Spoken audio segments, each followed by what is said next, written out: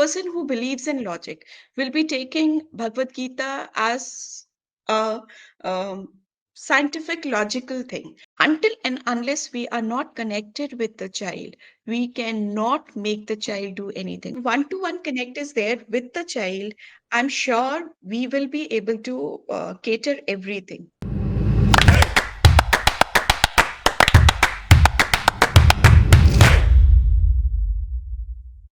Hello and welcome to Great Principles. I'm your host Seema Chhoriya and I welcome you all to yet another insightful session on Great Principles.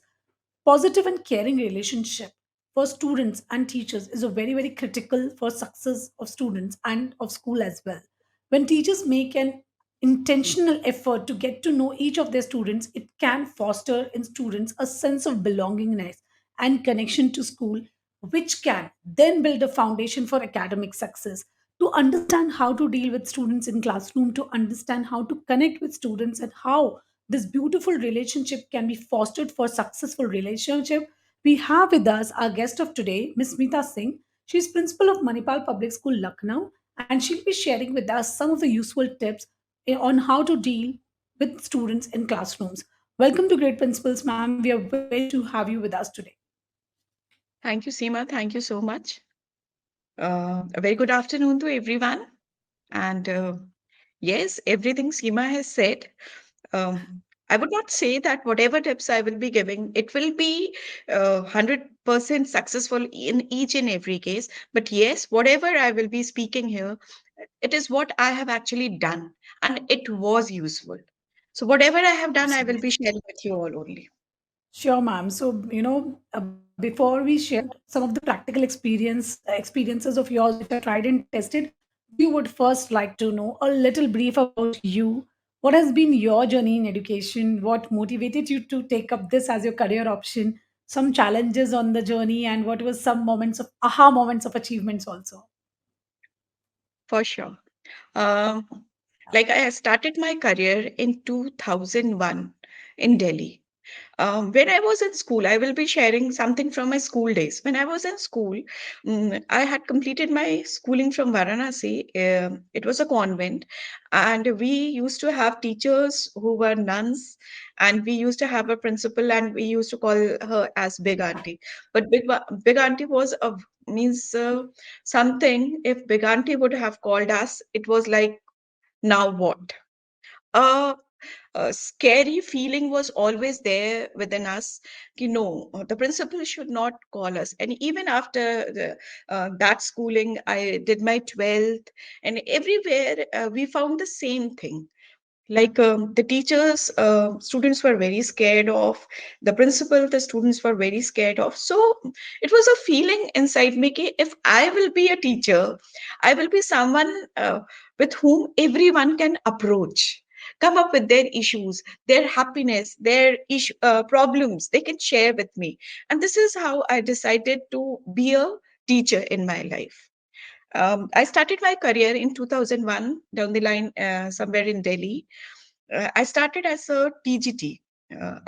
I'm from science background. I used to teach all physics, chemistry, and maths.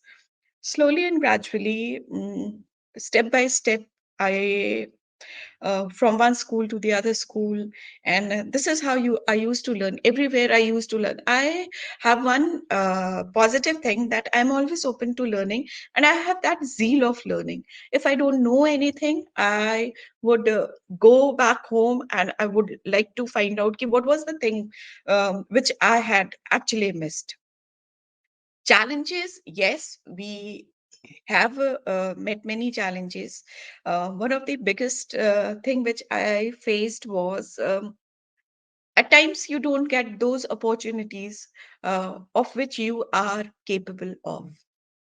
Um, Particularly in northern India, we have this kind of culture, which we call as the politics, dirty politics, which we have in northern India. And this was one of the biggest challenge which I faced. The opportunity which I would have grabbed for, I was not getting those opportunity.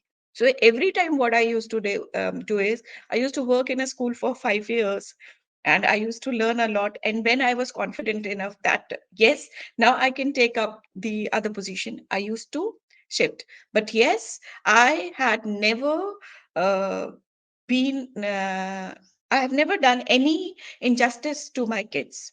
I was always inclined. Today, also, my inclination is always towards my kids. I had a very strong bonding with my kids. And this is how, slowly and gradually, I learned. And today, I'm sitting on this position. Great, ma'am. So your journey teaches us that whatever it is, if you really want to climb the ladder of success, you need to build the ladder yourself. So slowly Yes, and gradually build the ladder and start climbing it. Stop complaining about the obstacles in front of you. Find out the ways. So this is the yes. biggest learning from your journey, and I really like the honesty. With the honesty with which what you started, that yes, aisa hota hai in northern India, because I am also born and brought up in North India, so I can completely relate to it and I can completely understand how things function over there. So this is what we've learned from ma'am's journey, and yes, those were the days when we all were scared of our principal. If someone was called, everyone used to look, oh, why is she called at principal's office? She must have done something wrong. So we were always, Exactly. surprised. And if by any chance parents were called, then though we were gone. We were like, this is something scary now. So today the scenarios has changed, and we have one such very approachable principal who believes that doors are open and who believes in open door policy, who likes that people should walk in and talk to her and share their problems. So this is the attitude that is what we are seeing these days with all the school leaders. So moving ahead in our conversation, ma'am, Just a second. I will be sure. taking. I will be sharing one present my experience. Like in this school, one day this happened that a group of grade five students approached me, and they said, "Ki ma'am, I want to talk. We want to talk." I said, "What?" Yes. So they said, "Ki ma'am." One of the teacher, they quoted the name of one of the teacher, and she was there in the class. She had conducted the test, and she has told that she will be deducting 10 marks just because we were making noise in the class. But ma'am, we were not making noise. Please, you tell ma'am not to deduct mark.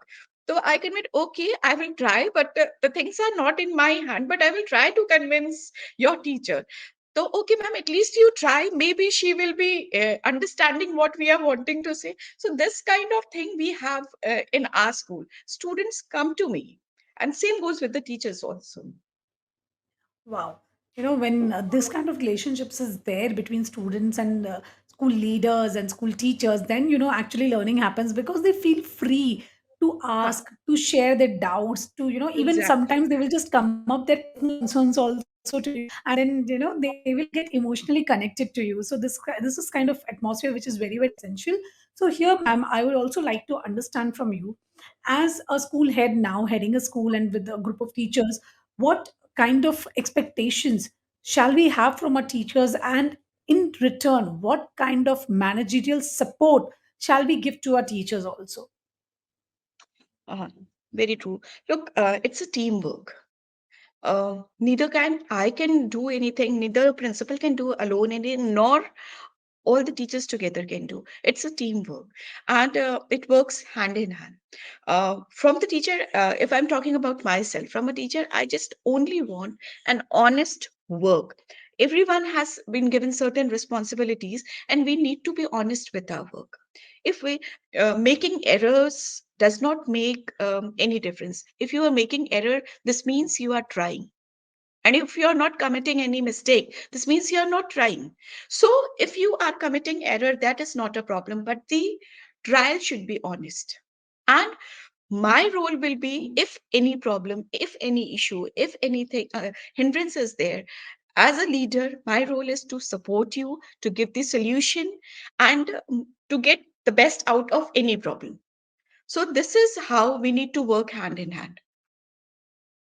Absolutely, ma'am. So, especially when you all are people's person, because school is an organization where you're surrounded by people, and each one need to shoulder and support each other so that we can collectively accomplish our goal. It cannot be one man show. You very rightly said it's all the teamwork, and gone are the days when you were leading the team. Now you have to be a part of the team and lead it together.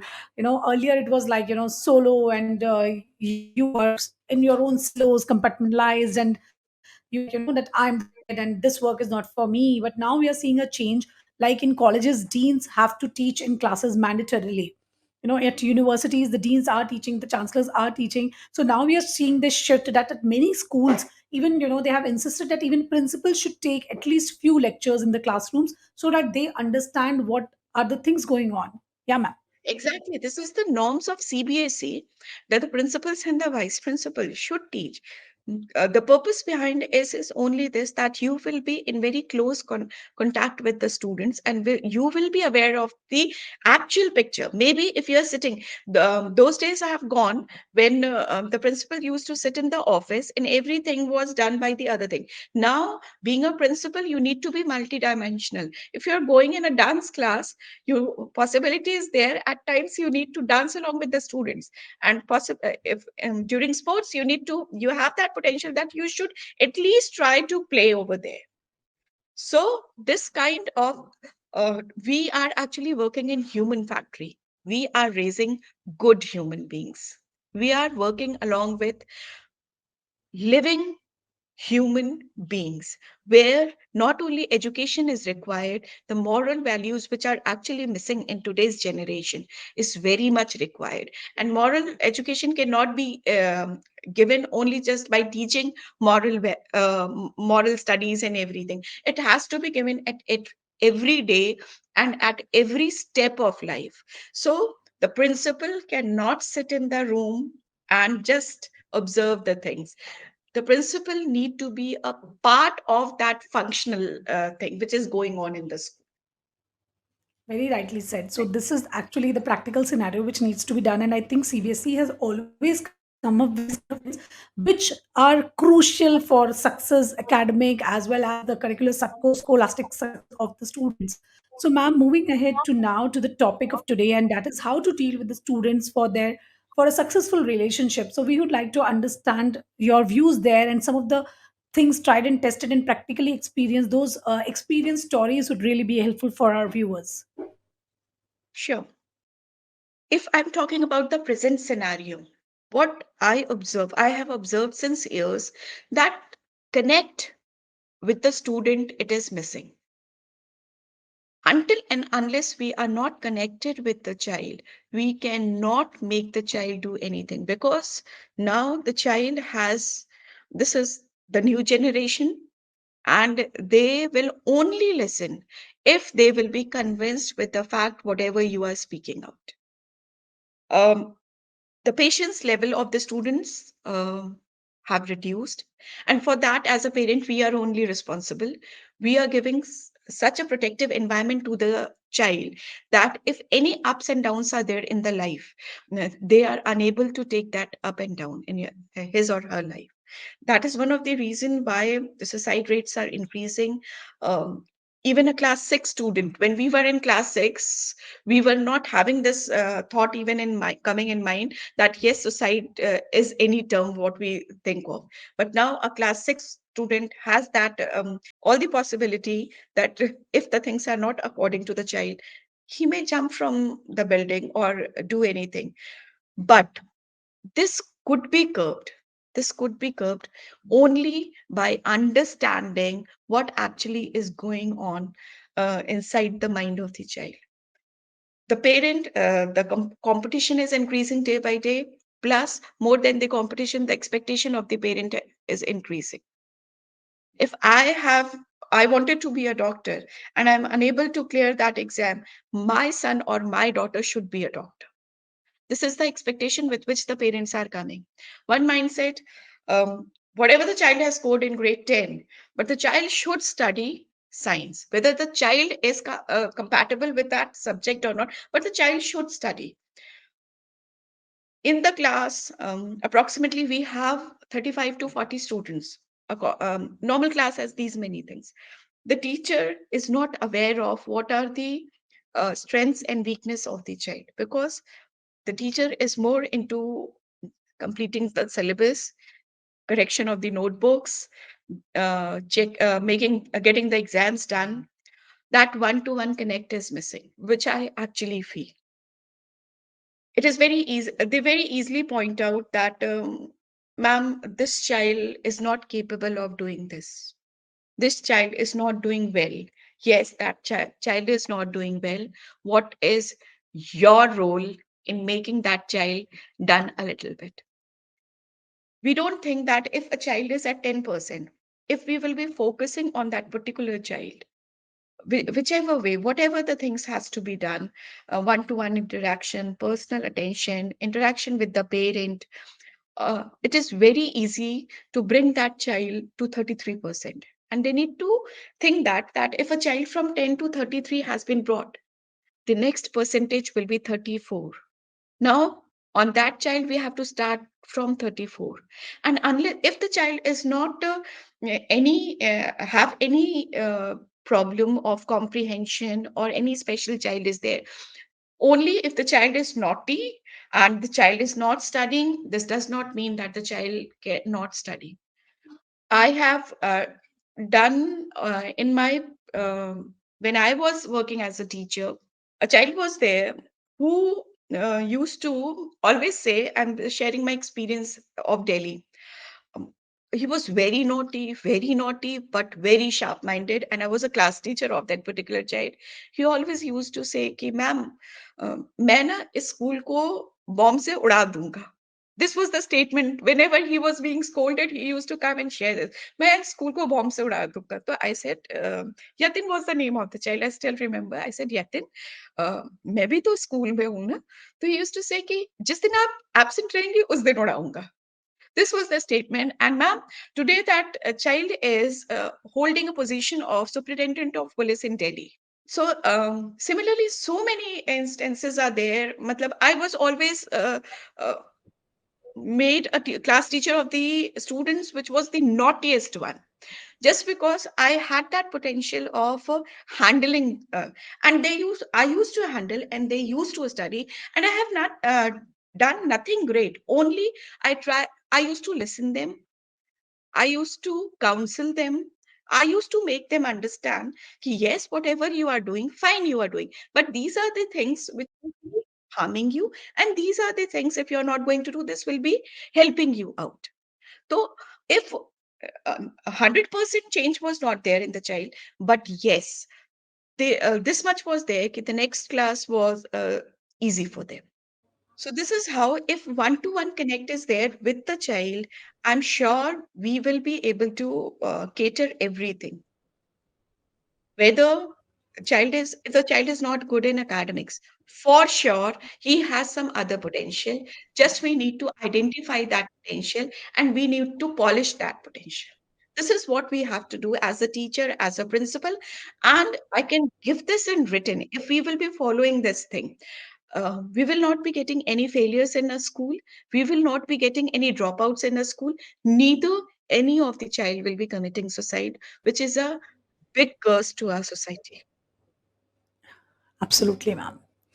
Ma'am, what I could sum up from this is that what we need to identify that every child has potential in something or the other that you rightly said. Exactly. Exactly. Everyone cannot be an all-rounder. Someone be like, if you even say a cricket, not every player is all-rounder. Someone is good in batting, someone is good in fielding, someone has a knack of bowling. So, in one sport also you see that everyone has different traits. So similarly, every student has some or the other potential. And ma'am, you rightly said, unless there is any medical condition, a child would definitely shine brighter if we take in the right Exactly. kind of effort. So this is what is very, very important to all my dear teachers, to all my dear parents. Now that the family sizes are small, we are so busy in our lives that we don't connect emotionally with our students, and then the onus lies on school. We expect so much as parents from schools कि आपने देखना चाहिए था, ये आपके पास बच्चा रहता है इतने सालों के लिए.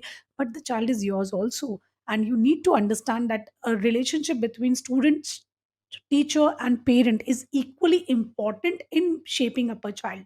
So ma'am, I really loved your point that whatever happens, if you are focused and you are aligned to your vision of ensuring that every child blooms, then nothing is impossible. Whatever difficult child is there, howsoever naughty child is there, that was really, that story was very nice. You narrated that how the child used to say कि जिस दिन आप नहीं आओगे ना उस दिन करूंगा, because that means that he was connected to you. he had some Exactly. kind of attachment to you and he didn't want to harm you. And when we give that kind of love to the child, see, as you mentioned about the sad story, the sad face of today's society where small kids think of ending their life, which is such a sad scenario. Why this happens? Why they are so burdened that they cannot talk to anyone. So this is what needs to change. And that is why I think the role lies here, that how we can connect and we can understand the child better. So ma'am, I think the main idea is of understanding the child's need and focusing there. So I think all my viewers have just gotten a fair idea of how to deal with difficult students also in class. So now, ma'am, we reach to very interesting segment of the show, which we call our rapid fire round. So you have to answer Okay, me in one word or a single sentence. Okay. So here fine. goes my first question to you. So we know that Smita ma'am is a teacher, she is a school leader, she's heading a school, but what if she was not all these? What would have been her other roles if she would have not been an educator? Um, I would have been, I am still also, but I would have been a person who would love to deal with, make people, other people happy. Wow. So adding happiness question to others' life is what you seek. All right. Moving ahead to my next question. Is there any book which always inspires you and you would recommend that every person must read at least once in their lifetime? Bhagavad Gita. Very true. It's a It is said book that. with logic. Yeah. So, ma'am, did you find any applicability of all the logics in real life also? Exactly. Life is, if a person who is very, who believes in God, uh, will be taking Bhagavad Gita as a spiritual book. But if a person who believes in logic will be taking Bhagavad Gita as a um, scientific, logical thing, eh, according to my perspective, it is a very common saying: "Whatever we sow, that shall we reap." And Sure. this has been very clearly and very properly quoted in Bhagavad Gita. And this we have, all of us must have felt this in our life. Ki whatever we give, that only come back to us. So true. You manifest all these things when unknowingly also. So when you do good, automatically good is manifested back to you. Exactly, So this is exactly. the power of manifestation also there. And I really believe that books have a lot of power in changing us.